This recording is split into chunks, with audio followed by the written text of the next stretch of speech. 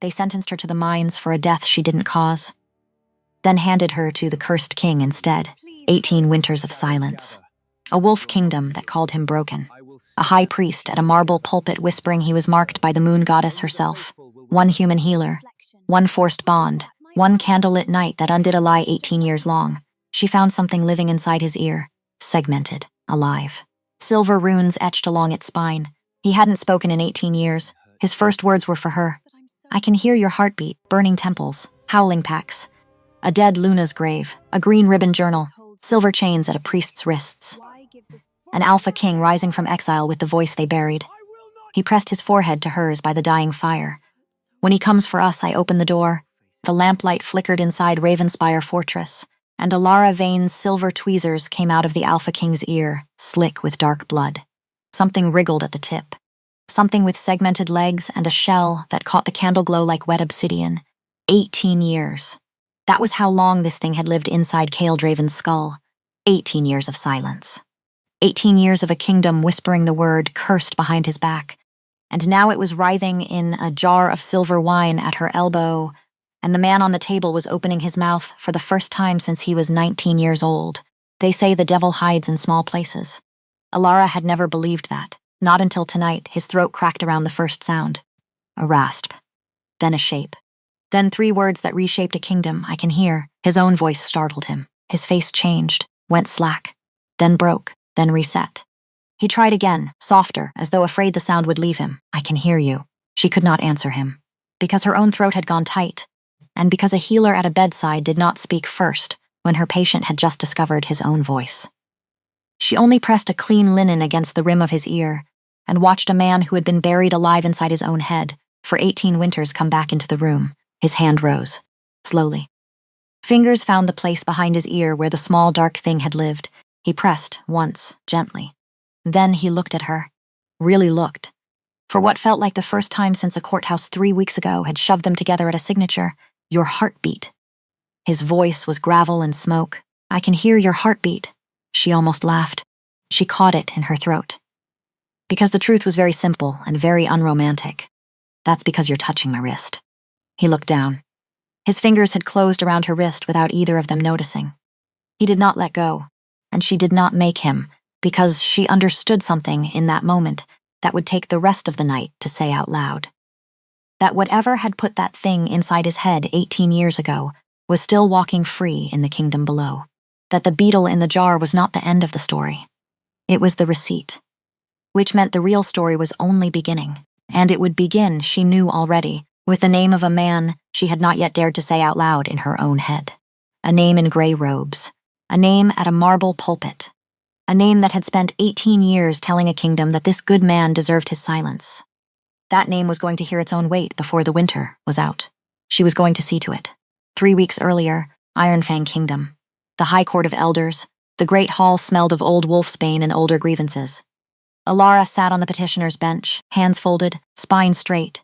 She had learned long ago never to slouch in front of wolves. Slouching told them you were prey. And Alara Vane had never been prey. She was a healer.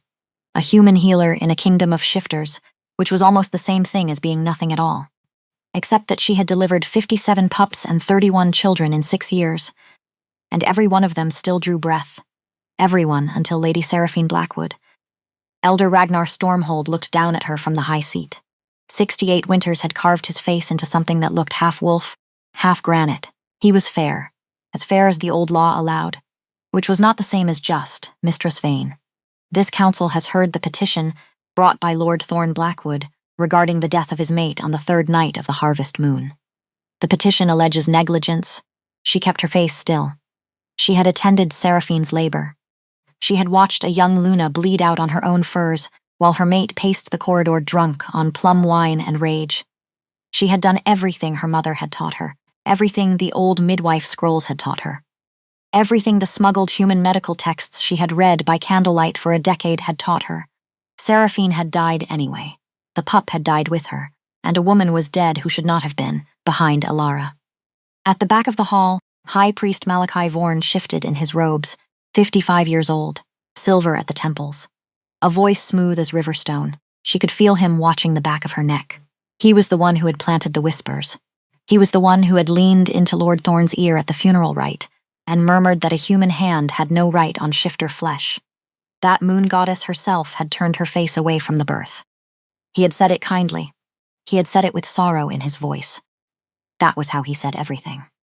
However, Elder Ragnar continued, "This council is aware of certain irregularities. Given the complexity of this matter and the absence of definitive proof of negligence, this council is prepared to offer an alternative to imprisonment at Silverhold." Her heart hammered. Silverhold. The mines beneath the Black Mountains, where difficult women were sent to break rock until they broke themselves. Where humans lasted, on average, 11 moons. She had treated 2 escapees over the years, in secret, at her back door. She knew what came out of that place. And what did not. You have 3 sunrises to enter into a bonded marriage. Should you do so?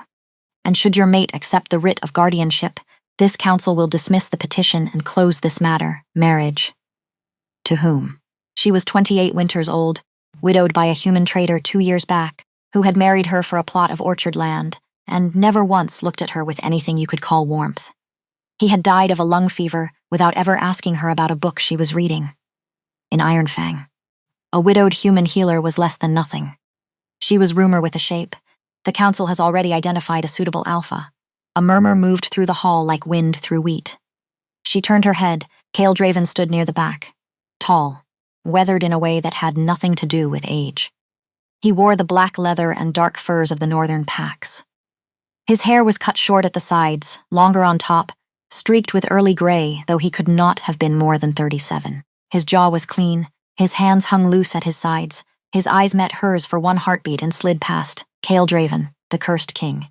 Everyone in the kingdom knew the name, the Alpha of Ravenspire Fortress, who had not spoken in 18 years. Whose first Luna, Alira, had died screaming in a birthing bed 3 winters ago, whom High Priest Malachi had denounced from the marble pulpit as a man marked by Moon Goddess herself, whose very presence in Silverhold, the capital, had been ruled a violation of sacred ground, and this was the mate the council had chosen for her. She looked from Cale to the elder, to the smooth silver-templed priest at the back of the room. She saw the shape of it all at once. A cursed king who could not defend himself. A human woman who could not defend herself. A courthouse that could dispose of both problems in one afternoon. Have you ever watched a good man be blamed his whole life for something that was never his fault? Because that was what she was looking at, which meant that whatever answer she gave in the next breath was not only for her. It was for him, too. Whether he knew it or not, she met the elder's gaze. Her voice did not waver, I accept. The bonding took place that afternoon in the same hall. No garlands, no pack witnesses, no pretense that this was anything but a signature on parchment. Malachi Vorn was pointedly, deliberately, absent. Elder Ragnar performed the rite himself. His voice moved through the old vows quickly, as though even he could not stand the taste of them. Alara spoke her half in a voice that carried. Cale Draven said nothing.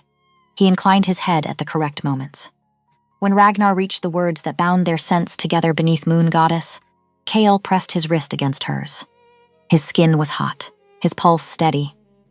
It was the pulse of a man who had learned to be calm because the alternative was madness. You may seal the bond, Cale hesitated. For one long moment she thought he would refuse. Then he leaned down. His mouth brushed the corner of her jaw. Quick, dry, cold as the winter air outside. The kiss of a man honoring a contract. Nothing more. They left the hall through the servants' passage. Lord Thorne Blackwood was waiting on the wide stone steps. 40 winters. Face blotched with drink. His pack tattoo, a black boar on his throat, moved as he swallowed. He stepped into her path and his breath was wine and something sourer than wine. This isn't finished, human. You killed my mate. You'll answer for that. Cursed king or no cursed king. Cale Draven did not speak. He simply stepped between them. He did not touch Thorne. He did not draw the short blade at his belt. He only stood there and let Thorne look at him, at the width of his shoulders, at the calm that came off him like cold off a lake. Thorne took a step back. He muttered something ugly and turned away. Alara had never seen a man silenced by silence before. She followed her new mate to the cart. The road to Ravenspire took 4 hours through the pines. Snow had already begun to catch in the branches, though the harvest moon was barely spent. She watched the kingdom she had lived in for 6 years peel away behind them. She watched the world grow narrower, colder, wilder. She studied him when she thought he was not looking. His face had been carved by wind and grief. His hands on the reins were scarred at the knuckles. The kind of scars a man got from splitting his own kindling for 20 winters, because the servants he was allowed had been chosen by someone else. Every 40 seconds or so, his jaw would clench, then release. A small involuntary tell, pain, somewhere behind his ear. She was almost sure. She tried speaking to him once, to test the story the whole kingdom told about him. She asked how much farther. He did not turn his head, did not so much as blink, deaf. Just as they say. Except when the mare stumbled on a hidden root, he corrected the reins before the animal had finished shifting weight. When a pine cone dropped onto the wagon canvas behind them, he did not flinch. When the wheel struck a rut, he steadied the load a full breath before the shock reached her hip, deaf to sound. Not deaf to the world. His body was still listening. Just not with his ears. She filed that away. She had a habit of filing things away. It was, her mother used to say, the only reason she was still alive at 28 in a kingdom that did not want her to be. They rode on. Halfway up the ridge, she caught him, glancing at her out of the corner of his eye. A brief look, assessing. Not the way a man assessed a wife, the way a wolf assessed the strangeness of a woman who did not seem afraid of him. She was not afraid of him. She was afraid of a great many things. Silverhold, the mines, the pulpit at Silverhold, what the winter would cost, what her old midwife's kit would cost to buy back, whether her hands would ever stop feeling the shape of Lady Seraphine's dying wrist inside them. She was afraid of a great many things. The cursed king was not on the list. She would understand, months later, that this had been the first useful thing she had done for him. To simply sit on a cart next to him and not be afraid. He must have felt it, because a mile before the fortress came into view, his shoulders eased. Not much. Enough. A man who had ridden with fear beside him for 18 winters had noticed, in the last hour of a long day, that this time it was not there. Ravenspire Fortress appeared as the sun sank behind the black mountains, larger than she had expected, stone and dark timber, glass in the windows, which meant coin or craft or both, a courtyard, a stable, a training ring worn smooth by decades of use, and silence. The most complete silence she had ever stood inside. No neighbor smoke, no neighbor road, just Ravenspire and the pines and the last light of day bleeding on the ridge. Cale helped her down from the cart. His grip was rough. Impersonal. He led her inside without ceremony. The great room was clean, almost monastic, a hearth already laid, a long table with 2 chairs, a wash basin, 2 doors on opposite walls, both closed. On a shelf above the hearth stood 3 books. She recognized the spines from a distance, a human anatomy text, a treatise on herbal fevers, a slim volume on the wolf's throat and its diseases, a cursed alpha king who could not speak, who kept medical books, who had bonded a stranger to save her from a mine. She did not understand him yet. She was going to. She was very good at understanding people once she got them inside a doorway. Cale pulled a small slate from his coat pocket, chalked out 3 words in a careful, close hand. You take the west chamber. I will sleep by the fire. She read it, read it again.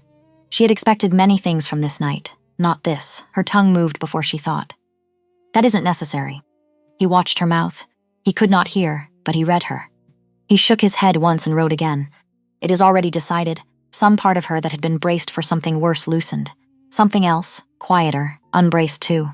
She had been prepared to endure a stranger's hands. She had not been prepared for a stranger's courtesy. All right, thank you, he nodded. He went to build the fire.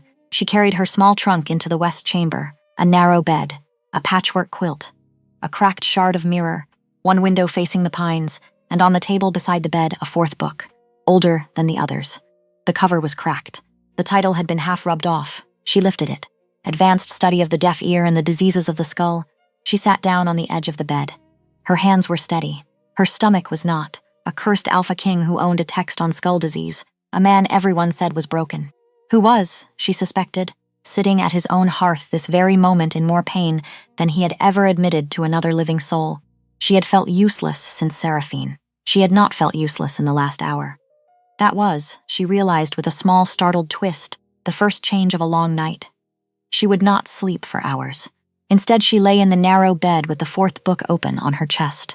She listened in the deep quiet of a mountain fortress to the small sound of a stranger moving carefully around his own hearth so as not to wake her. She listened to him build the fire. She listened to him rinse a cup at the basin. She listened to him drop a piece of kindling and pause a full 3 heartbeats before setting it right, as though he had been startled by his own dropped kindling, which was strange for a deaf man, because a deaf man could not be startled by a sound, unless he had felt the vibration. unless he had been trained to feel every vibration, because vibration was the only kind of listening a man in silence had. She filed that away too. She was still filing it away when the crash came from the great room. Heavy, wet. The sound of a body meeting stone. She was moving before her mind had caught up. Her robe was around her shoulders. Her feet were bare on the cold flagstones. Her hand was already at the door. She did not know, as she pushed the door open, that she was about to change the course of a kingdom. She only knew that a good man was on the floor behind that door. And she was, tonight, the only healer in the world who had already decided to look. Cale Draven lay on the floor beside the hearth. One hand was clawed against the right side of his skull. The other was locked around the leg of the table, hard enough that the wood was creaking. His face was slick with sweat. His teeth were bared. Fine tremors ran the length of him. Her healer mind cut through fear like a blade. She knelt. She caught his wrist. His pulse was fast, thready, wrong. She tilted his face toward the lamplight. His right pupil was blown wide. His left was normal. Pressure inside the skull, sudden, bad. Her eyes went to his right ear. In the small honey glow, she saw it. A thin, dark trickle at the rim. And inside the canal, something that had angles a natural thing should not have. She brought the lamp closer, held her breath. The angles moved. Her stomach flipped. She did not look away. She grabbed the slate off the floor where it had fallen. Her chalk stub was gone. She reached blindly for a piece of charred wood at the hearth and wrote across the slate in scorched, ugly letters, "Something is alive in your ear. Let me take it out."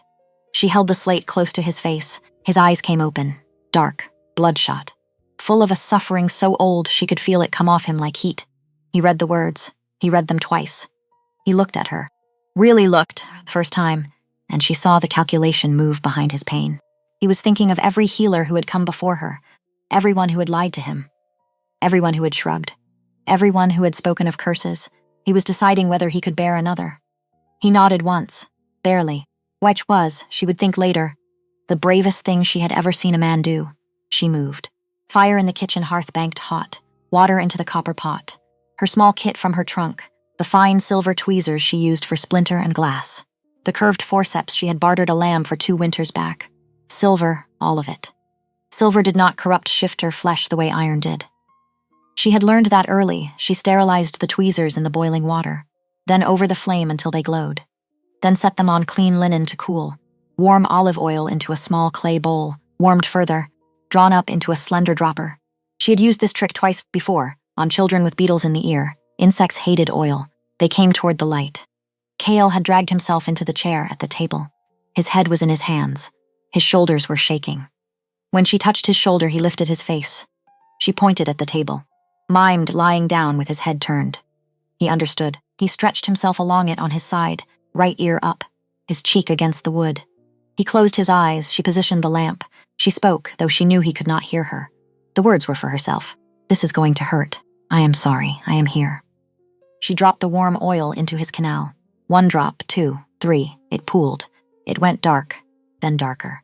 As something inside the darkness shifted away from the heat, then toward it, they waited, 5 minutes. She counted them by his breathing. His hands were fisted on the table. The knuckles had gone the color of old bone. She did not tell him to loosen his grip. She understood that his grip on the table was the only reason his skull was not moving. Then she saw it. A segmented body eased into the mouth of the canal, black as spilled ink, glossy, wet with oil and old blood. Legs. She counted 6. Barbed at the tips. She picked up the fine tweezers. Her hand did not shake. The first attempt failed. The thing recoiled deeper, faster than she had expected. Cale made a small choked sound in his throat. A sound he had probably not made out loud in 18 years. She switched instruments, the curved forceps. She could see what she thought was the joint behind the head, if it had a head. She got purchase, she held, she pulled. Slow, even. And she had reset a shoulder once for Farrier. This was that same pull, steady pressure. Do not jerk, never jerk. Cale's hands ground against the table. His body shook. He did not move his head. The thing came free all at once. 2 inches long, 6 legs. Something that was almost a beetle and almost not. Segmented, alive. Its legs clawed at the air as she lifted it into the light. It was so black it seemed to drink the flame. And along its back, catching in the lamp glow, running from thorax to tail, was a fine, deliberate line of silver. Not a color, an etching. Runes. Small and precise. The kind a jeweler carved. The kind a priest carved. She dropped it into the jar of silver wine she had prepared. It thrashed. It struck the glass twice. It went still.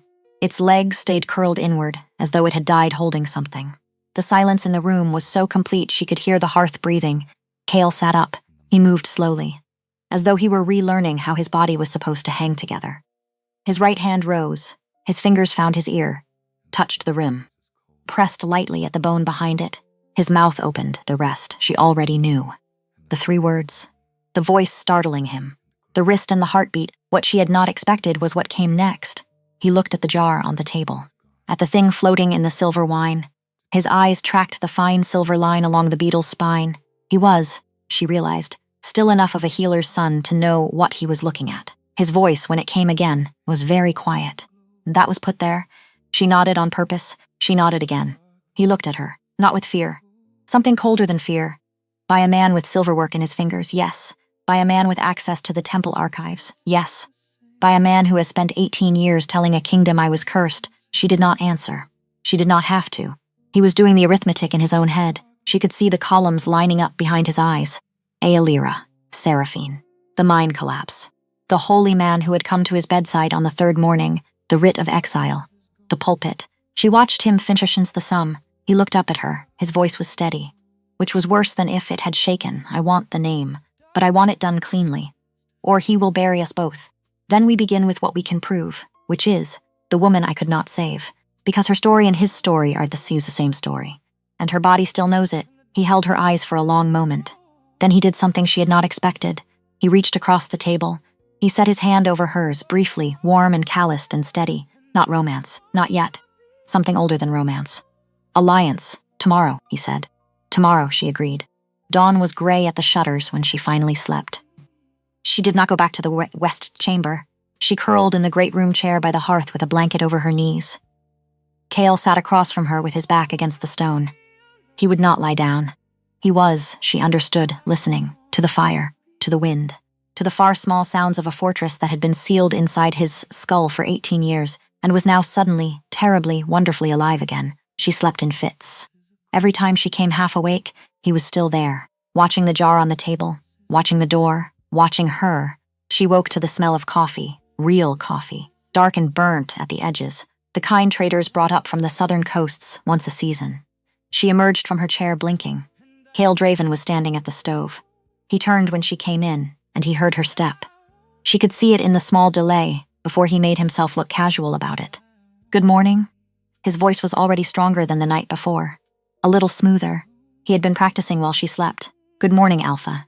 You saved my life. You do not have to call me Alpha. Not until I have another name for you. Kale, Kale. He smiled. It was still tentative, a muscle relearning its own use. But it was a real smile. He put a mug of coffee in front of her.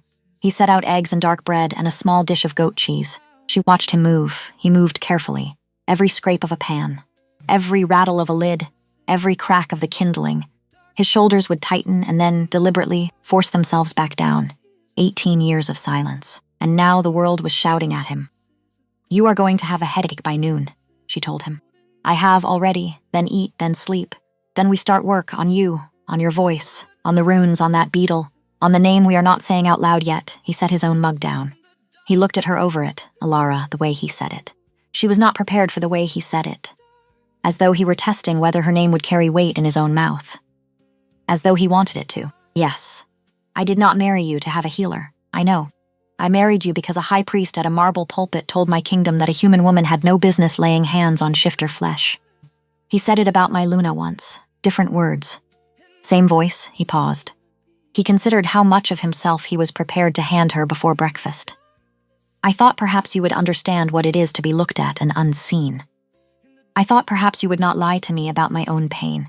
I don't lie about pain. Mine or anyone else's, I know that now. He took a drink. He set the mug down. He nodded once, at nothing in particular, as though he had settled an argument he had been having with himself for a long time. Then we work, late that morning. Wrapped in her fur cloak, she followed him out to the back of the fortress. The snow had come in the night, thin and crisp. He walked without speaking. She did not push him. He stopped at a small fenced enclosure beneath a great blue spruce. Inside the fence stood a single stone. No shaping, no inscription.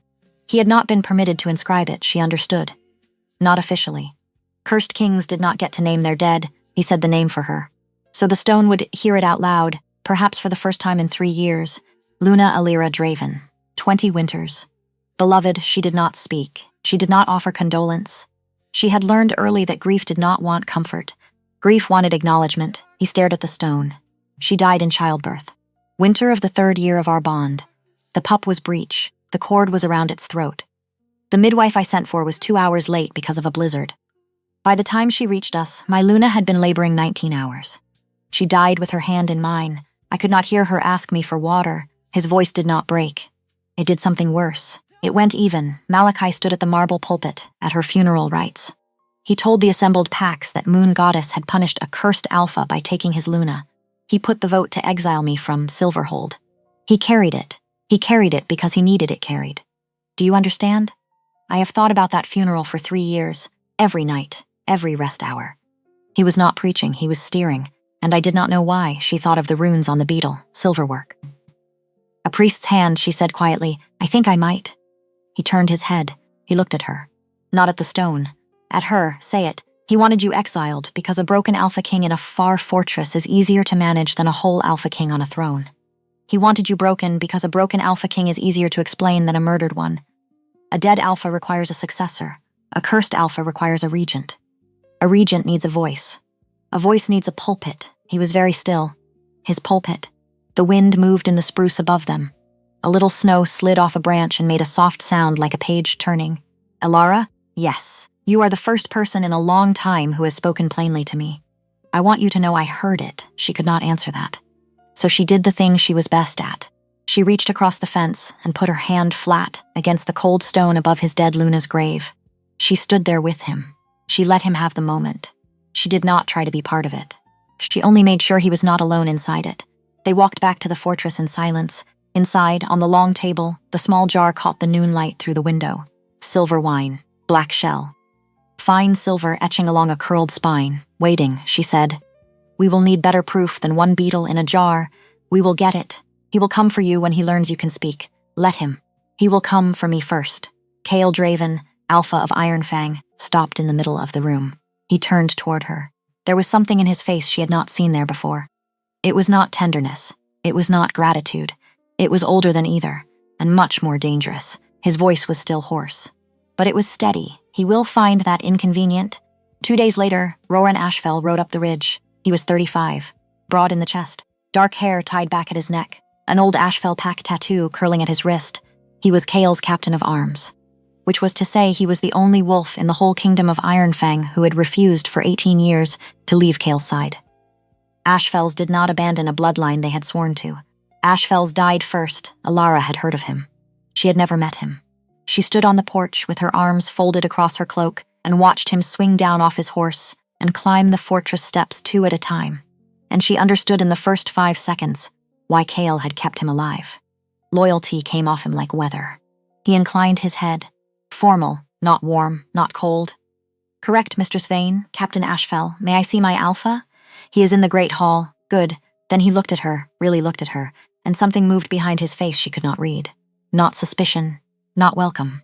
Assessment. Word rides fast, mistress. From Silverhold. 2 days ahead of me if the wind is with them. So, whatever it is you have done up here, be very sure it will hold. She met his eyes. She did not blink. It will hold. Then I would like to speak to my Alpha, now. She stepped aside. Kale was standing at the hearth when Roran came in. He did not turn. Because he had already heard the boots on the flags. Because he had heard the horse a full minute ago. Because he could hear. Which meant Roran took 2 steps into the room. Stopped. Went very still. Alpha, Roran, that one word. Roran Ashfell had followed his Alpha into a mine collapse at 19. Had carried him out on his back. Had watched him wake up 2 days later and never say a full sentence again. Had spent 18 winters writing his errands, guarding his gates, translating his slate to strangers, keeping his throat between his Alpha and every knife. And now his Alpha stood at a hearth and said his name. Roran Ashfell did not go to his knees. Ashfells did not kneel to living Alphas. He did something more expensive. He crossed the room in 3 strides and pressed his forehead to Kale Draven's forehead. Wolf to wolf, and neither man breathed for a count of 4. Say it again. Roran, how? Kale did not answer. He looked past Roran at Elara in the doorway, and he tipped his chin. Roran turned. He looked at her differently now. Not assessment. Something like awe with a great deal of iron in it, mistress. Explain, she explained. She did not make it dramatic. She spoke like a healer at a sickbed. Symptoms, findings, method, result. She held up the jar. She turned it so the runes caught the fire. Roran looked at the beetle. He looked at Kale. He looked at the beetle again. Then he sat down at the long table without asking permission and put his face in his hands. Because a captain of arms was allowed exactly one moment, and he took his. When he lifted his face, it was dry and it was hard. Alpha, may I speak plain, please? You have kept me at your side for 18 years. I have carried your slate through 3 winters of blizzard. I have killed 2 men for calling you a curse to my face. I have buried a Luna who was mine to guard, and I could not guard her from a fever I could not name. He drew a slow breath. So when I ride back down that ridge and return to Silverhold and stand in the High Court of Elders and look High Priest Malachi Vorn in the eye, what would you have me tell him? Tell him nothing, nothing. Ride back down that ridge and go to Silverhold and stand in his hall and hand him the sealed writ you were sent to hand him and take his sealed writ in return and ride out again. Say nothing. Show him nothing. Not even that you have understood a change in the wind. Roran considered this. He nodded once, then his mouth did something that was not quite a smile. It was the shape a wolf's mouth made before it closed on the throat of a stag. And when the time comes, Alpha, when the time comes, Roran, yes, you will not have to ask me twice. No, Alpha. He stood. He inclined his head to Alara. This time the head tilt was different. It was still formal, but it had earned a new edge under it. A wolf recognizing the person who had fed his pack. Mistress Vane, Captain, thank you. Which was not, she suspected, a word Roran Ashfell often gave. He turned toward the door. He paused. He looked back over his shoulder at Kale. His voice went low. It went private. It went almost human. Alira would have laughed to see this day. Kasel's throat moved. She would. Roran left. The kitchen felt very quiet after the horse's hoofbeats faded down the ridge. Alara set the jar back in the cupboard. She closed the door. She turned around, and Kale was watching her, and there was a new thing in his face she had not yet catalogued. What? You handled him like you handled me. I don't know what you mean. You do, she did. Because a healer at a good sickbed did not soothe. A healer at a good sickbed gave a man the truth in the smallest possible pieces so he could swallow them one at a time without choking. She had done that with Roran. She had done that with Kale. She had done it with everyone she had ever put a hand on. It was the only real trick she had. Kale crossed the kitchen. He stopped a step short of her. He did not touch her. Alara, yes. When this is over, when the priest is finished, when you are free of the courthouse and I am free of the pulpit, he seemed to be picking each word from a shelf, carefully, terrified of choosing wrong on a throat that had only just learned to choose. I would like to ask you a question.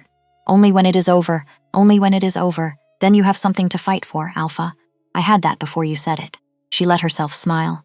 Small, fast. A gift she took back before it could become currency. Go sit. I want to look at your ear again. He sat. She looked at his ear. She did not think about the question.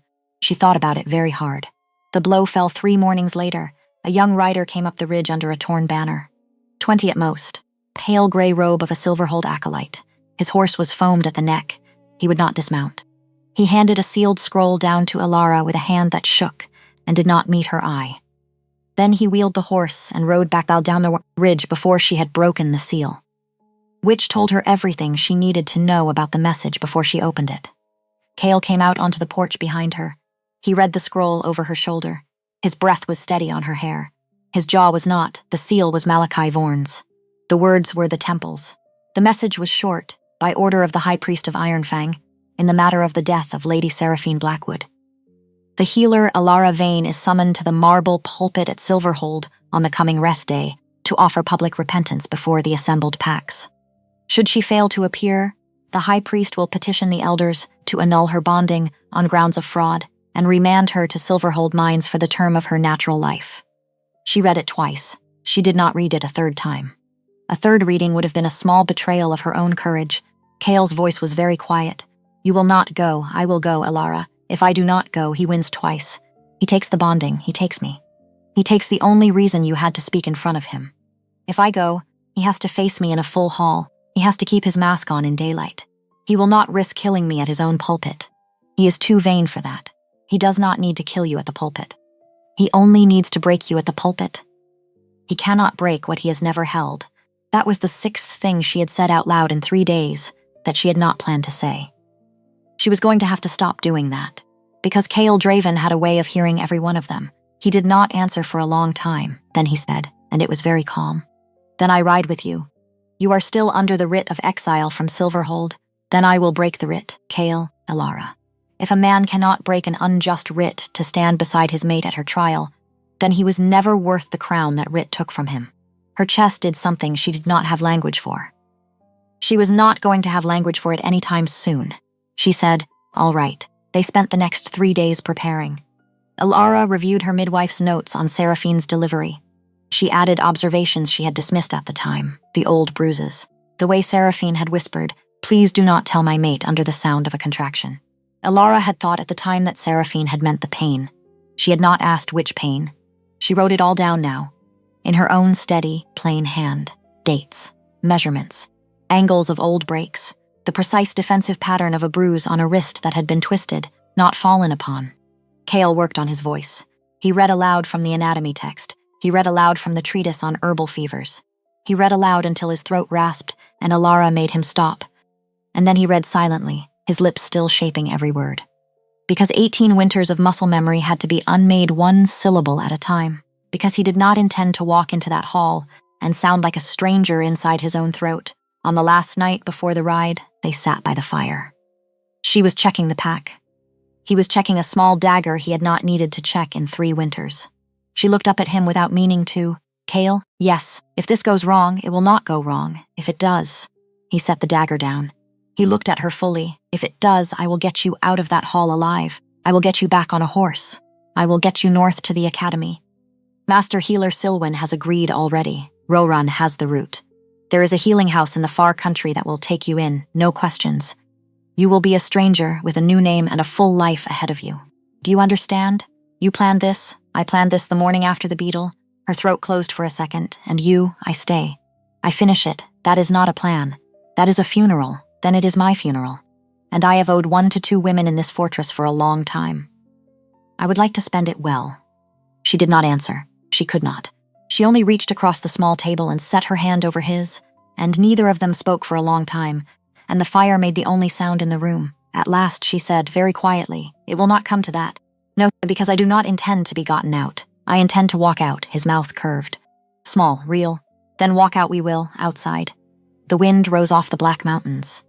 Somewhere down the ridge, 3 days' ride south, a priest with silver at his temples was reading a report from the courthouse and smiling to himself. He believed he had just cornered a fat human midwife and a broken king into the last mistake either would ever make. He did not yet know that the fortress had a full plan.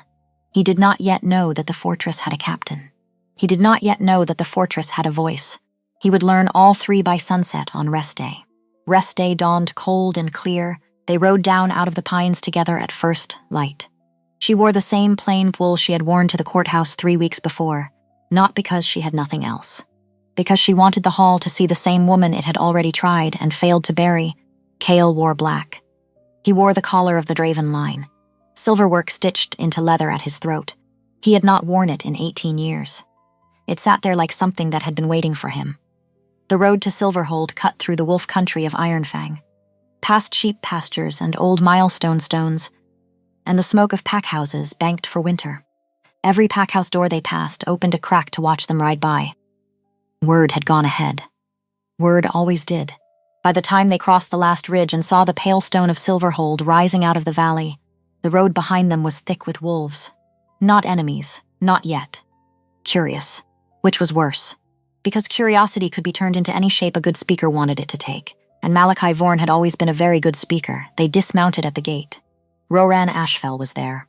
He did not greet them. He fell in behind Chaol as though he had never left. 2 more Ashfell wolves fell in behind him, then 4 more. By the time they crossed the courtyard, Chaol Draven walked at the head of a small silent column of leather and blade.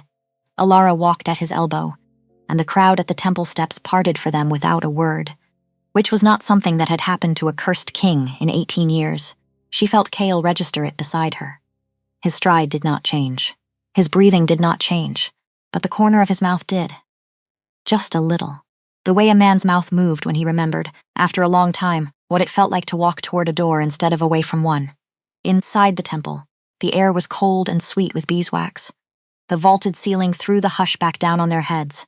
Malachi Vorn was already at the marble pulpit, tall, silver at the temples, deep gray of the temple with a stole of moon white at his shoulders. His face was arranged for grief, which was, she thought, the second most useful expression in his repertoire. The most useful was the one he wore when he saw Cale Draven walk in behind her, because for one heartbeat, one half of one heartbeat, Malachi Vorn's face went blank. Not shocked, not afraid, blank. The way a card player's face went blank when the wrong card landed, and he had not yet decided what story his hands would tell to cover it. Then the expression of grief slid back on like a slipper. He knew. He did not know how much. He did not know how yet. But he knew that a broken king had walked into his hall on his own 2 feet in front of his own congregation, and a broken king was not supposed to do that. She filed the blank second away in her mind and set her hand quietly on the parchment inside her cloak. The hall filled. Elder Ragnar Stormhold took his high seat. 2 other elders flanked him. She scanned their faces. One of them was Elder Corvin Marsh, who Malachi had elevated last year. His face was already made up for a verdict. Malachi lifted his hands. His voice was warm honey. Brothers and sisters of the Pax, we gather in sorrow today. We gather to give a grieving mate his answer. We gather to hear the healer who stood at Lady Seraphine Blackwood's bedside answer for what her hands did not do. His eyes rested on Alara. Sad, almost tender. Mistress Vane, rise, confess. Perhaps Moon Goddess will show you her mercy. She rose, because he had asked her to rise. And she was going to give him the rising and take back everything else. High Priest, speak, child. I will confess to one thing. His smile deepened. He had been through 100 of these confessions. He knew the shape they took. He was already tasting the shape of hers. Yes, I failed, Lady Seraphine. The hall drew in a breath as one animal, but not the way you have taught them to believe. The breath did not release. She did not raise her voice. She had learned a long time ago that a hall of angry wolves went silent for a low voice faster than it went silent for a loud one.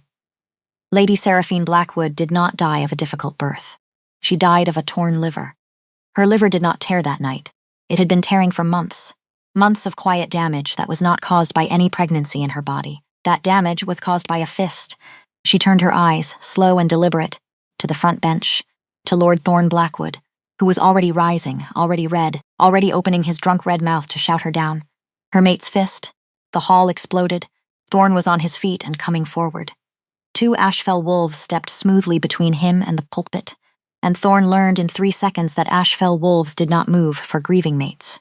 Malachi lifted his hands. His voice cut over the noise, slander in the temple. Mistress Vane, you dare. She did not stop, because if she stopped now, she was going to lose her nerve, and if she lost her nerve now, she was going to lose the whole game. She reached into her cloak and drew out the small stack of parchment she had prepared for 3 nights running under Cale Draven's hearth, her midwife's notes. Every measurement, every bruise, every date, every private word a dying young Luna had said to her healer in the hours before she died. She held them up on the 17th day of the frost moon. Lady Seraphine came to my clinic. She had 4 cracked ribs on her left side. She told me she had fallen from a horse. Wolves of her lineage do not fall from horses. On the 3rd day of the long moon, she came again. Her left wrist was broken in a way that is only broken by the twisting of a hand larger than her own. On the 7th day of the wolf moon, she asked me, whether a Luna could be granted a separation writ from her bonded mate on grounds of cruelty. I told her no, because in Ironfang we have no such writ, and she looked at me, and she said, "Then I will die in that house." The hall had gone very still, not silent, still, which was worse because still meant every wolf in the hall was listening now. Not to Malachi. To her, she died in that house. She died of a torn liver. The liver tore under the pressure of a final contraction on old damage that a fist put there. She did not die of my hands. She died of his. She turned. She pointed. Not dramatically. Directly, that man killed his mate. Thorne Blackwood howled. He howled the way a wolf howls when a rope has closed. It was ugly, and it was raw, and it was the sound of a man understanding his own guilt in front of his own pack. He lunged. Rowan caught him at the elbow. 2 more Ashfells caught him at the shoulders. He was dragged back. Malachi's voice was ice now. The honey was gone, Mistress Vane. You accuse a bonded alpha of murder, on the word of a healer and a stack of parchment I do. On what witness? On the witness of forensic examination. I am formally petitioning this hall for an independent healer's review of Lady Seraphine Blackwood's remains. I have already sent the request north. Master Healer Silwyn of the Silverhold Academy has agreed to conduct it. She rides in 2 weeks. The blood left Malachi Vorn's face. Not much, not for long, but she saw it. Elder Ragnar saw it. She was almost sure Roran saw it too, because Master Healer Silwyn did not answer to the temple. She answered to the academy. She answered to the elders. And she did not lie for anyone. Elder Ragnar leaned forward on his high seat. His old voice was gravel. Mistress Vane, this petition is granted. On the record, Master Healer Silwyn will examine the remains. This council will hear her findings. No temple hand will touch that body between now and then. Malachi turned toward him with the smoothest smile of his life. Elder Stormhold. With respect, High Priest, this is not your hall today. The whole temple heard it. The whole temple heard the exact moment Elder Ragnar Stormhold. At 68 Winters, in front of a full congregation, put a foot down on the marble pulpit and said out loud that the temple did not run this room. She did not look at Kale. She did not have to. She could feel him behind her, standing very quietly, standing very tall, standing in a hall from which he had been formally exiled for 3 years, standing while no one in the entire room found the courage to name the writ that was supposed to have kept him out. Malachi Vorn found his smile again. He inclined his head. He gave the room a bow that was made entirely of malice under silk. As the elder wishes, Elder Ragnar looked past him. He looked directly at Kale Draven.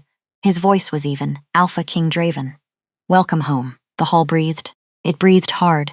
It breathed like an animal that had just been told a fence was down. Kale inclined his head 1 full inch. Elder Stormhold, Alpha King, which was the 4th thing that happened in the hall that day that was not supposed to happen. Because a cursed king was not supposed to answer with a full voice on a marble floor, and every wolf in that hall knew it. Malachi Vorn's smile did not move. His eyes moved. Once. Toward Alara, toward Kale. Toward the small hidden bundle at Alara's ribs. He had, in that half-second, done the math. He knew. He knew someone had opened Kale Draven's head. He knew someone had looked inside.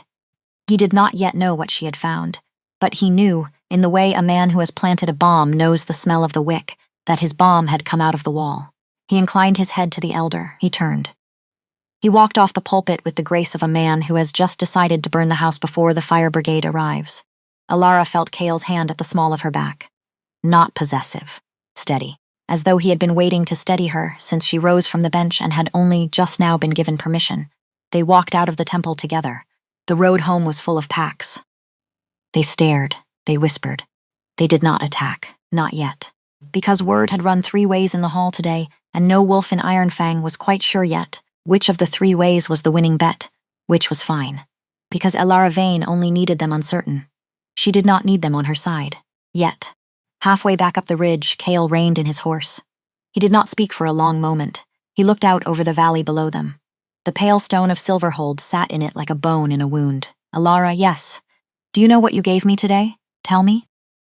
You gave me the first sentence of my life that I said out loud in that hall, and no one in that hall could pretend not to hear. Her throat closed. She did not let him see it. She only reached across the space between their horses and set her fingers briefly against his sleeve. There will be more sentences. Yes, he will come for us before Silwyn rides in. Let him come. She looked at him. The wind moved his hair. His hand on the reins was steady. He looked, for the first time since she had met him, like a man who owned the ground beneath his own feet. She said very quietly, "You look like an Alpha King today, Kale Draven." He looked at her. His mouth did the small, real thing it did now. Sometimes, when she was not being careful, "I have had a good teacher," they rode on. They had barely reached Ravenspire when the second blow fell. An old woman was waiting on the fortress steps, 60 Winters. Morning gray. Hair pulled tight. Eyes red at the rim. She stood as they rode up, and she did not curtsy, and she did not bow, and she did not lower her eyes, because she had come to burn her own house down before someone else did it for her. Kale dismounted first. He offered her the small courtesy of his hand up the porch step. She took it. She looked at him the way old women look at kings when they no longer have anything to lose by looking honestly. Alpha King, Lady Morwenna Blackwood. Alara felt the name land in her stomach. Because Morwenna Blackwood was Lord Thorne's mother, Seraphine's mother-in-law, which meant Morwenna Blackwood had raised the man who had killed her own daughter-in-law. Morwenna's mouth trembled once. It set. "May I come inside?" They took her into the great hall. Alara set a mug of hot cider in her hands. Morwenna did not drink it. She held it because holding it kept her hands from shaking off her wrists, Then she reached into the front of her cloak, and she brought out a small leather book, bound in soft calfskin, wrapped in a strip of linen. Tied with a bit of green ribbon Alara recognized from Seraphine's own throat. She set it on the table. My daughter-in-law kept a journal. She kept it in a hollow book in my library, she told me. Before her time came, she said. If anything happens to me, Mother, promise me you will take the little green book down before Thorn finds it. Promise me you will keep it. Promise me you will not read it unless you cannot bear the silence anymore. She looked at Alara, not at Kyle. At Alara, I cannot bear the silence anymore. Alara did not touch the book. Not yet. Have you read it, lady? I have. All of it. All of it. Then tell me first, in your own words. What is inside? Because a healer took the story from the witness first, before the witness could be shaped by anyone else's questions. Because that was the only way you got the truth clean. Morwenna Blackwood swallowed. Twice. She stared at the mug in her hands. My daughter-in-law was not faithful to my son. Go on. She was miserable in that house. She was frightened in that house. She was hurt in that house, and she was young, and a man in gray robes offered her comfort.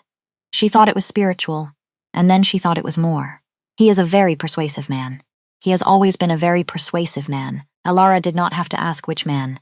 Malachi Vorn. Malachi Vorn. Kale's hand closed very quietly on the edge of the table. Morwenna's mouth twisted, but she went on. She became with pup. She did not know whose. She was terrified. She went to him, to Malachi. She asked him to help her. She wrote in that book that he gave her herbs. Herbs to end it, because a scandal in the temple would be the ruin of him, because a bastard in her belly would be the death of her at Thorn's hand, because Morwenna's voice broke and reformed like a bone reset badly, because he told her the herbs were safe. Alara felt something in her chest go very cold and very still. What herbs, Penny Royal? Black cohosh, tansy. She names them in that book. She names how much. She names when. Alara closed her eyes for one full breath, because pennyroyal, black cohosh, and tansy, at the doses a frightened Luna in her 3rd trimester would take, when a priest told her it was safe, would not end a pregnancy that late. They would tear a liver. They would tear a liver that was already bruised from months of a fist. They would turn a difficult birth into a bleeding out. They would kill a young Luna in front of her human healer, and the human healer would spend 3 weeks afterward being told from a marble pulpit that the death was her fault. She opened her eyes. She looked at Kale. Kale was looking at Lady Morwenna. His face was extremely calm.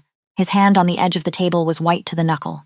His voice, when it came, was quiet enough to be almost gentle. Lady Morwenna, Alpha King, do you know what happened to my Luna Aelira? Morwenna did not answer at first. She looked at the mug. She looked at the book on the table. She looked at last up at him. Old woman to king, mother to father, widow to widower, I have wondered. I have wondered, too, 3 years ago. When she took ill in her final month, when the midwife could not reach her because of that storm. When the fever came, Morwenna's voice was thin and very careful. Malachi Vorn came up this mountain, Alpha King, uninvited. He said he came to pray. My son escorted him. I remember thinking at the time, what a strange courtesy from a high priest. To a cursed king in exile, Kale did not blink. He came into my Luna's sick room. He did. He put his hand on her forehead. He did. And she was worse by morning. She was. The room was so quiet Alara could hear the fire pull at the flue. She heard herself speak. Because someone had to say it out loud, and if Kale Draven said it out loud, alone, he was going to break in a way she could not repair. He has taken 2 Lunas from you, Kale. He has taken the mate of another Alpha. He has kept a moon-cursed thing inside your skull for 18 years to make sure you could never sit a throne well enough to answer him. He did not build a lie about you. He built a career on you. He built a temple on you. Everything he is because you were quiet. Kale did not move. He looked at the little green journal. He looked at the jar on the shelf where the beetle floated. He looked at the fire. He looked finally at her, Alara. Yes, when he comes for us. And he will come. I would like to be the one who opens the door. You will be? Say it again. You will be, Alpha King. Outside, the wind rose off the black mountains and pressed against the shutters. Somewhere down the ridge, a bell in the Temple Valley began to ring for the evening rite. A congregation was gathering in a hall of pale marble to hear a high priest speak. He would smile as he spoke. His voice would be very calm. He would be counting the days, in that voice, to a burial he did not yet know whose. Master Healer Silwyn arrived at Silverhold on a gray morning with sleet on her cloak and a leather case of instruments that had not been unpacked in 9 years, 50 winters. Hair the color of new iron. She had trained 3 healers who now sat on the council of the academy. She did not speak until she unwrapped every tool and laid it in order along a clean linen. Then she looked up at the assembled elders and at Cale Draven at the back of the hall and at Alara Vane beside him, and she said one line before she began, "I do not answer to a temple. I answer to a body. Bring me the body," which was, Alara would think later, the single most beautiful sentence she had ever heard another woman speak. The examination took 3 days. Silwen worked in a stone chamber beneath the courthouse. Alara was permitted to assist, which meant she stood at Silwen's elbow with a clean cloth and a steady stomach and watched a master healer do in a morning what no wolf healer in Silver Hold had ever agreed to do in 3 years. Silwen mapped the old fractures on Lady Alira's skeleton first. Old, because Alira had been in the ground 3 winters. Careful, because the bones told a story a fever could not have written. There were no old fractures on Alira. There was nothing on Alira but a woman who had been poisoned and then labored to death while a priest laid a hand on her forehead. Silwen drew blood salts from Alira's exhumed marrow with a small silver needle. She sniffed. She set the salts against a strip of temple parchment coated in the plant reagents the Academy used for such things. The parchment went brown at the edges. Nightshade bloom, Alara's throat closed, a moon-hour dose, enough to kill a small pack. Then Silwen turned to Lady Seraphine Blackwood. Seraphine had been dead only weeks, so her body still had a great deal to say. Silwen counted 7 old fractures, 3 ribs, a left wrist, a right collarbone, a hairline in the jaw, a radial break at the forearm that had healed into a lump the size of a robin's egg. All of them at various ages, each of them a small dark record of a marriage. Silwen did not raise her voice. She did not narrate. She did not perform. She simply worked, which was worse and better and truer than any preacher on a marble pulpit. At the end of the 2nd day, she stood back from the table and washed her hands in silver water and dried them on clean linen and turned to Elder Ragnar Stormhold. Elder, Master Healer. The Blackwood woman died of a liver rupture at parturition. The liver had been damaged by both blunt trauma over a period of months and by a chemical insult delivered orally within the last 30 days of life. That chemical insult was pennyroyal, black cohosh, and tansy, at concentrations no midwife would prescribe to a woman that far along in her carrying. The dose was calculated to kill her pregnancy. It was not calibrated to spare her. A person with knowledge of these plants would have known that. Any healer, any midwife, any academy graduate. She paused. She looked up at the vaulted ceiling. Any temple librarian with access to the Mooncraft archives. Elder Ragnar closed his eyes. Then he opened them, and the old wolf who sat inside the old man came up to the surface. "Bring the priest." Alara stood at Silwen's elbow with a cloth still in her hand. She did not move for a moment. She was aware of Cale at the back of the chamber, of Roran at the door, of Lady Morwenna Blackwood seated on a low bench, hands folded in her lap, eyes on the far wall, dry as bone. She was also aware of a small, quiet, terrible thing inside her own chest. Not triumph, not relief. Something older and more useful than either. The certainty of a healer at the end of a long correct diagnosis. She looked at Master Healer Silwen. Silwen looked back at her, just once. A small nod, professional to professional. The nod one healer gave another when both had walked, together, into a room the world had said they were too small to enter. That nod was, Alara understood, the first credential she had ever been given by a member of the Academy. She would carry it for the rest of her life. The rest of the day passed in a blur of paperwork and sealed testimony, and Elder Ragnar's clerk writing very fast. Alara did not speak much. She did not need to. The body had spoken. The bones had spoken. The parchment had gone brown at the edges and told the last truth Alira Draven would ever get to tell. That night, back at the inn where Elder Ragnar had ordered rooms held for them, Cale found her sitting alone at the small window. She was watching the temple bell tower. The lamps of the tower had been lit at their usual hour, but no bell had rung for the evening rite. Because there was no high priest to ring it, he sat down beside her without asking. She said, "He is done. Not yet. He knows he will make one more move." What move? Cale was quiet for a long time. He did not look at her. He looked at the tower. He will try to save himself in the only place he still has a voice. The hall. The hall. She nodded slowly. "Then we prepare for the hall." He turned his head. He looked at her. The lamplight fell warm on the side of his face. His voice, when it came, was very quiet. "Alara, yes, whatever happens in that hall, whatever he tries, I want you to know something. Tell me, you did not fail Lady Seraphine. You did not fail my Luna. You did not fail any woman you have ever put your hands on. You have been carrying a weight that was never yours. Silwen has said it in a chamber under a courthouse tonight. Tomorrow the hall will hear her say it out loud. I will hear it out loud. And I want you to hear it now, in this room, from the man who has watched you carry it for 3 moons and has not known how to help you set it down. She could not speak. He did not ask her to. He only reached across the small space between them and took her hand and held it. Not as a mate. Not as an alpha. As a witness. The one thing every healer, in the end, most needs to be given. She let him hold it. Outside, the tower stayed silent. Inside, a fire burned low. And the last night before the trial passed in a small room over a valley that was, without knowing it yet, already Chaol Draven's again. They tried Malachi Vorn in the High Hall of Silverhold 2 days later. The hall was too full. Half of Ironfang had ridden in. The gallery ran with dark cloaks and dark eyes. Alara sat in the second row, with Old Mother Bryn on one side of her and Lady Morwenna Blackwood on the other. Morwenna held the little green journal in her lap. She held it as though it were the last living thing she had. Chaol Draven sat at the front, on the alpha bench, on the seat that had been empty for 3 winters and formally forbidden to him by a writ Malachi himself had drafted. He sat there in black leather and the Draven silverwork collar. He did not speak. He did not need to. His presence spoke for him. Because a hall full of wolves who had spent 18 years being told an alpha king was broken were now looking at an alpha king who plainly was not, which was, in itself, a testimony no priest could argue with. Malachi Vorn was brought in the deep gray of the temple, his stole gone, his hands bound in a thin chain of silvered rope. He walked as though the rope did not matter. His face was composed. His eyes were quiet. He was a man who had planned 3 careers of speeches and now intended to give the finest one of his life. Elder Ragnar read the charges, administering banned abortifacient herbs to a bonded Luna in her 3rd trimester of carrying, resulting in her death. Adulterous conduct with a bonded Luna in violation of temple oath. Suspected administration of nightshade bloom to Luna Aelira Draven in the winter of her death. Suspected forbidden mooncraft in the fashioning and placement of a runed dark creature inside the skull of the Alpha King of Ironfang.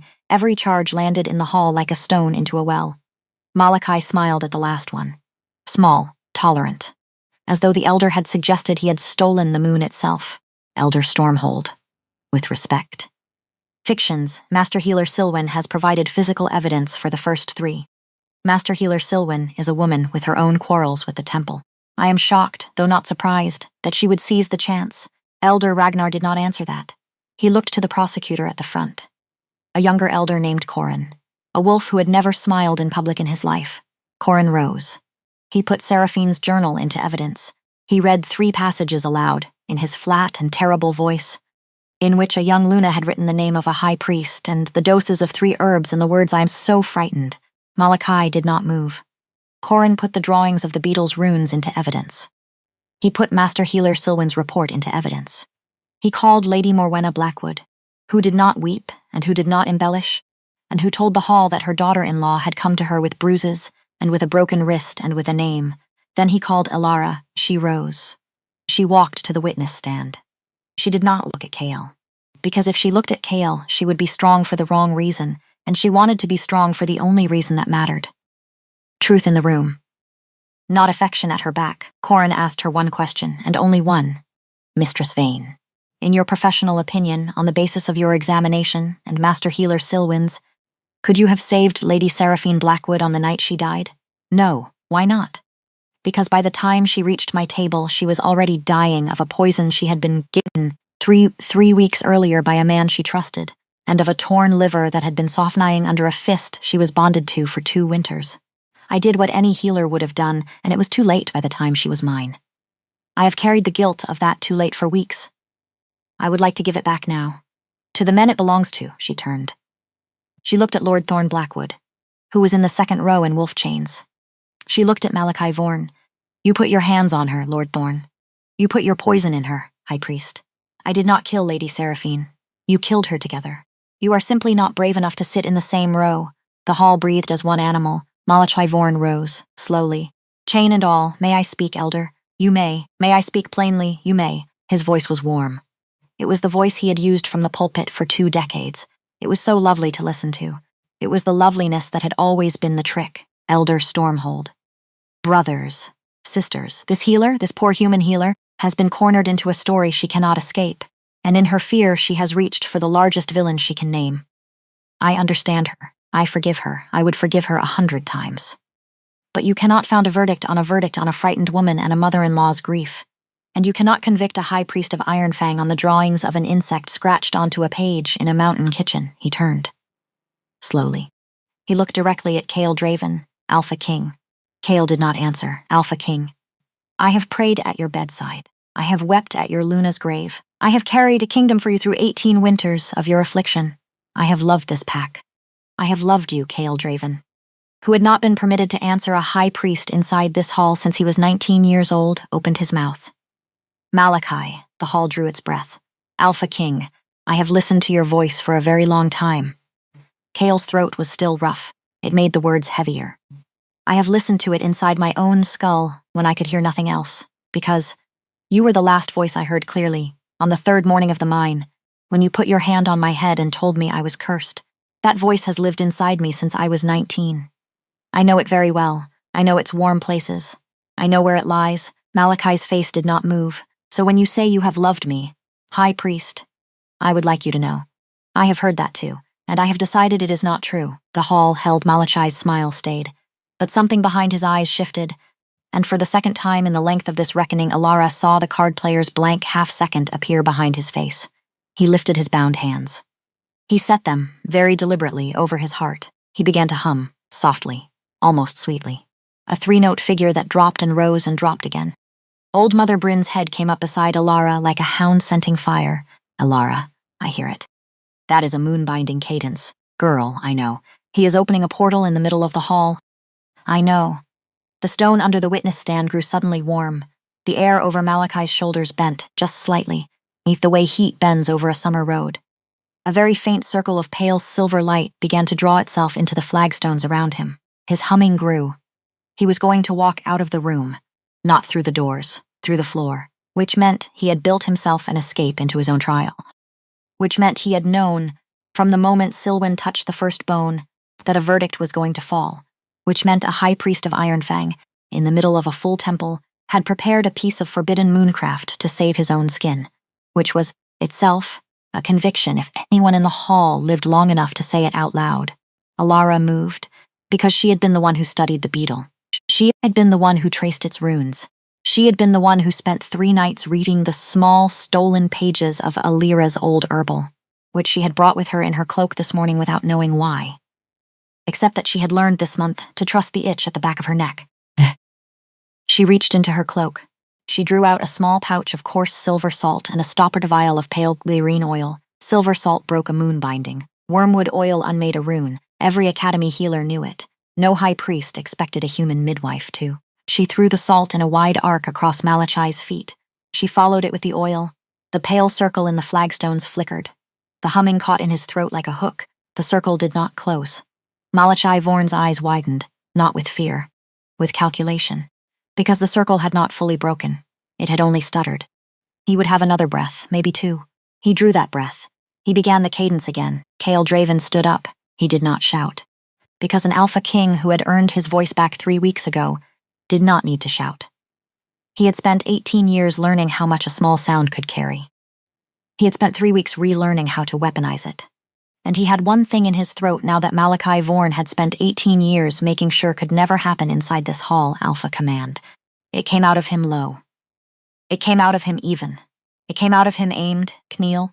The word did not land in the ear. It landed in the spine. Every wolf in the hall felt it move through them. Not a compulsion. A recognition. The old bone-deep knowledge every shifter carried since birth of the voice that was allowed to name them. It rolled across the marble like a bell struck underwater, and every wolf who was not Malachi Vorn braced their knees against it because it had not been aimed at them. It had been aimed at one man, Malachi Vorn's legs folded.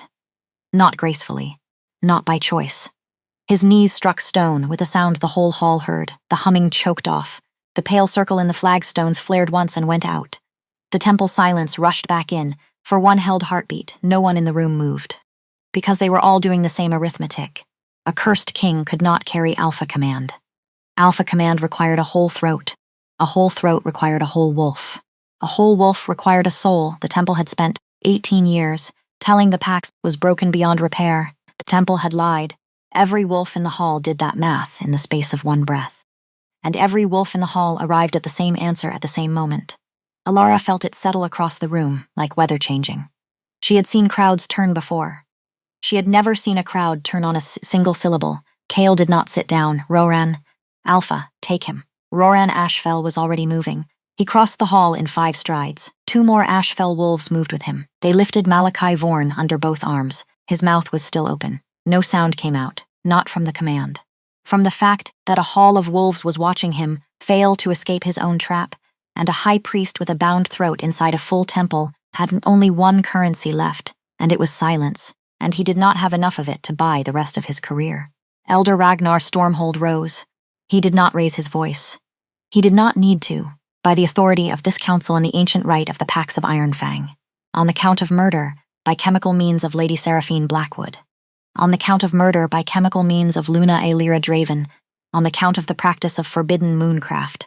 On the count of the assault by mooncraft upon the person of Alpha King Kale Draven. Malachi Vorn, formerly High Priest of Ironfang, is sentenced to lifelong confinement in the vaults beneath. His name is struck from the temple rolls. His voice is struck from the pulpit. His writings are ordered destroyed. He turned. He looked at Lord Thorn Blackwood, on the count of the assault, over the term of a bonded marriage, upon the person of Lady Seraphine Blackwood, and on the count of contributory homicide by that assault. Lord Thorn Blackwood is sentenced to 10 winters of hard labor in Silverhold mines. Thorn did not fight. He had gone gray in the face. He looked more than anything tired. Elder Ragnar turned last to Alara, Mistress Vane. All charges brought against you are dismissed. On the record, this council offers you the formal apology of the Pack of Ironfang. It will be inscribed in the roll of elders. She had thought, since the temple summons, that she would cry when this moment came. She did not. Because the apology was already too small for what it had cost her, and she did not have room for it and grief at the same time. She only inclined her head. She said the correct words. She looked at Kale Draven at the front of the hall, and she understood in one thin second that this was the first time in her whole life a room had said out loud that she had been right. She was going to have to learn a new posture for the rest of her life. This one was too new to wear yet. Outside the hall, the sky over Silverhold was pale and clean. The wind smelled of snow. Kale walked out beside her with the Ashfell pack behind them, and no one on the temple steps blocked their path, and no one on the courtyard stones lowered their eyes. The kingdom had, in the space of one syllable, remembered its Alpha King. She would think of it in later years as the moment Ironfang exhaled. Snow came in the 2nd week after the trial. It came in a soft, slow fall that muffled the pines. Kale and Alara stood on the porch of Ravenspire and watched it fill the courtyard. He had a mug of dark tea in his hand. She had her medical satchel over her shoulder, because she had been up before dawn with a difficult labor down in the village and had not yet unbuckled it. He said, "Alara?" She said, "Yes. Do you remember the night we sat at the hearth? The night after the beetle, when I told you I wanted to ask you a question. When it was over, I remember. It is over." She did not turn to look at him, because she was going to cry if she looked at him, and she did not want to cry on the first morning of her real life. She kept her eyes on the courtyard and the falling snow. Ask Alara Vane, "Yes, I did not marry you for a healer. I did not marry you for a rescue. I did not marry you because a council of old men shoved us at each other in the same afternoon. I married you because a high priest at a marble pulpit told a kingdom that a human woman had no right to touch a wolf, and I hated that man before I hated anyone else in the world, and I would have married anyone he denounced. That was true 4 moons ago, I know. It is not true anymore." She did not turn. "Go on. I would like to know if you would stay. Not because a council will send you back to a mine if you leave. Not because a writ requires it. Not because I still need my ear cleaned twice a week. Because you want to. Because I want you to. Because I have not, in a very long time, wanted anything as clearly as I want you, at this hearth in the morning." She did not answer for a long time, because the answer was already in her chest, and she had to wait for it to become a shape she could give with her mouth. "Kale? Yes, I have been chosen once before. By a man who married me for orchard land and never once looked at me the way you looked at me across a jar of silver wine. I have decided, sometime this winter, that I am not going to be chosen for that kind of reason again. I understand. I am not finished. I am sorry. I have decided that I will only stay in a house I choose. This is a house I choose. You are a hearth I choose. If you want a wife, I am your wife. If you want a mate, I am your mate. If you want an alpha's Luna, that is a longer conversation, because I am not a wolf, and I do not know what a human Luna looks like in this kingdom yet. But we can find out. He was very quiet for a long moment, Alara. Yes, I will spend the rest of my life finding out. She turned then. Because she did not care if she cried anymore, she let him see her face. He set the mug down on the porch rail. He took her cold hand in his warm one. He did not kiss her. He pressed his forehead to hers, wolf to healer, the way Roran had pressed his to Kale's on the day the world tilted. It was, she understood, the way his people said the largest thing they had. He said very quietly, into the small space between them, I chose you. I chose you. The winters that followed were the making of a kingdom and of a marriage, and of a small dark-haired boy neither of them yet knew how to imagine. Kale rebuilt the temple. Not the building. The office. He unwound Malachi Vorn's power one line at a time. He appointed a rota of priestesses and priests from the Northern Healer's Hall. No single voice held the pulpit longer than 12 moons. No high priest could give a sermon on the death of a Luna without a healer present. Elder Ragnar remarked dryly in council one afternoon that this was the first law in Ironfang's history written to prevent one specific man. Alara opened a healing house in Silverhold. She staffed it with 3 of Old Mother Bryn's granddaughters and 1 of Master Silwen's academy students. She wrote a paper on the recognition of quiet damage in bonded mates. She sent it to the academy. The academy printed it. Every midwife in the kingdom carried a copy inside her satchel within a year. The paper began, in her plain hand, with a single line the academy left unedited. If a woman flinches when her mate enters the room, look at her ribs before you look at her belly. Kale, at his own quiet insistence, went to the academy the second winter to study beast healing under Master Silwen. He was the oldest student on the floor and the most silent, which the young students at first mistook for the old rumor. It was not. It was concentration. He wanted to know why a rune could bind a small living creature to a large one. He wanted to know how many other men in the kingdom might, this very moment, be carrying a small dark thing behind their ears. He set up a screening clinic in the second year with Alara. Between them they cleared 11 cases, none as old as his, all at least the work of the same hand, which was Malachi Vorn's hand, which had reached farther than the vaults could ever hold him accountable for.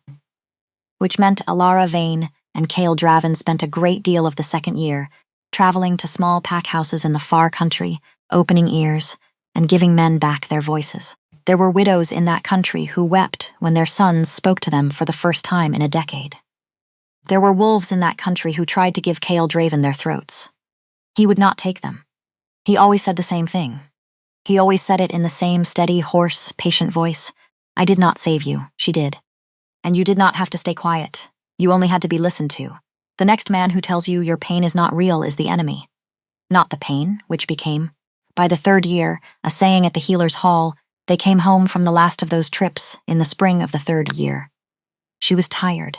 She had realized in the 2nd month of that trip and told no one, carrying. She told him at their own hearth on the first night home. She was very afraid when she told him, because a lifetime of watching Lunas die on tables did not leave a healer neutral about her own belly. She had done every calculation. She had planned every fallback. She had written a birth plan and sealed it in the same flagstone under which she had once hidden the drawings of a beetle's back. And she was still afraid. Which she told him too. Kale put his hand on hers, Alara. You have opened up 2 graves and 11 skulls and a high priest's career in 3 winters. If any woman in Ironfang is going to survive her own labor, it is going to be you. We will call for Silwen. We will call for Bryn. We will call for the best midwives in the kingdom. Roran will be at the gate. Half the Ashfell pack will be on the ridge. If your body fails, I will not blame you. Only bring me the child if you can. If you cannot bring me the child, bring me you. She cried at that. She had been holding it for 100 miles. The labor came in the last week of winter. Old Mother Bryn attended. Master Healer Silwen attended. Kale sat outside the door with his back against the wood the way a good mate did in this kingdom. Roran Ashfell sat with him for 11 hours. Neither man spoke. She labored 20 hours. She almost gave herself over to fear at the 16th. She did not, because a stubborn woman on a table who had once faced down a high priest could still hear her own voice at the 16th hour of a labor. And she reminded herself, in that voice, that she had too much work left to die today. The pup, when he came, was a small dark-haired boy, with his father's steady mouth and his mother's careful eyes. He roared at his first breath.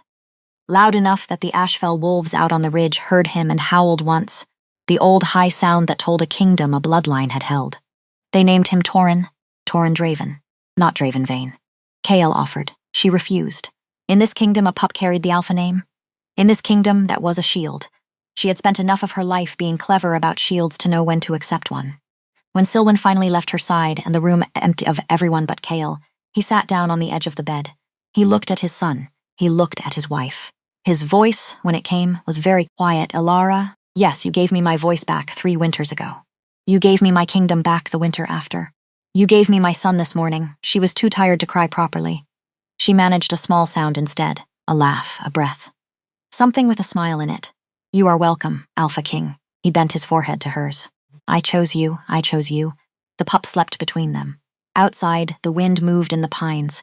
A single lamp burned in the window of Ravenspire Fortress, and any traveler on the ridge road that night, looking up through the trees, might have seen it and thought only that some quiet family lived up there, and never once guessed the weight of what that lamp had cost, which was, perhaps, the finest thing about it. There is a lesson under this story, and I want to lay it out plainly before we close. Chaol Draven spent 18 winters believing a lie about himself. Elders, a kingdom, a high priest, and in the end his own inside voice all told him the same lie. That his silence was punishment, that his losses were his fault, that his affliction was proof of his unworth. You know what the deepest cruelty of that lie was? It was not the words spoken from the pulpit. It was that Chaol, alone at Ravenspire on long winter nights, had come to say the words back to himself in the dark. That is what a long lie does to a good man. It teaches him to become his own accuser. I want you to think about the men in your life, the good men, the quiet ones, the ones who have gone very still around a certain subject. The friend who does not speak of his first marriage, the brother who does not talk about the year his son stopped calling, the father who never explains why he left that job, the neighbor who nods when you ask if he is well. Some of them are carrying something small and dark that was put there a long time ago by a voice they trusted, and no one has ever thought to look. That is the first thing this story asks of you, to look, not to fix, not to lecture, to look, to sit down with a quiet man in your life and ask him one honest question and then be quiet long enough to hear the answer. You do not have to be a master healer to do this. Elara Vane was not. She was a country midwife with borrowed books and steady hands. What she had that no one else in the kingdom had was the decision to look again after a whole room had told her not to. That decision is small. It is available to you today. It costs nothing but your nerve, and it can save a life. Here is the second thing. Justice comes late. It came 18 winters late for Chaol Draven. It came weeks too late for Lady Seraphine. It came 3 winters too late for Luna Alira. It will come late for you too, in the way it comes late for all of us. That is not a reason not to reach for it. That is the reason. Late justice is still justice. A voice restored at 37 is still a voice. A truth spoken in a full hall after a decade of whispers is still the truth. Do not let anyone in your life, do not let anyone reading this, tell you that too much time has passed to reach for what is true. Elder Ragnar Stormhold was 68 winters old when he leaned forward on that high seat and said the words, "This is not your hall today." It was the bravest sentence he ever spoke, and he waited most of his life to speak it. If there is a truth you have been waiting for permission to say, consider this your permission. There is one last thing I want to tell you before the fire goes down. There is a small memorial in the far country of Ironfang. It sits beside a village healing house that Elara Vane opened in the 6th year of Chaol's reign. It is a single stone, no bigger than a hearthstone. There is nothing on it but a line the villagers themselves carved into the granite one summer without asking anyone's permission. The line reads, "Tell me where it hurts." That is the whole story. That is the whole trick. 4 words. That is what a country healer said to a cursed king in the middle of the night when no one in the world had bothered to ask him. That is what a broken kingdom needed to hear for 18 winters and did not. That is what the good men in your life are waiting to hear right now in this ordinary week from whoever loves them enough to ask. I would like to ask you something before you go. Who in your life has gone quiet on a subject they used to speak about? Who is the man in your family, or your street, or your church pew, who has gone very still around a certain year of his life? What would it cost you to sit down with him this week and ask him one honest question, and then be quiet long enough to hear the answer? Tell me in the comments. Tell me about the man who stopped speaking of a certain time. Tell me about the friend you noticed had gone still. Tell me about the moment you were the one who finally looked and what you found when you did. There is a man reading this today who is waiting for one Alara Vane to sit down at his table and simply say, "Tell me where it hurts." Your story in the comments might be the story that reaches him, and if the story of Alara Vane and Kale Draven meant something to you, if the small jar and the silver wine reminded you of someone you love, stay with us. There are more stories at this hearth, there are more silences waiting to be broken, and there is always, always room for one more good night. Sleep well. Look this week at the quiet man in your life. He is worth the looking.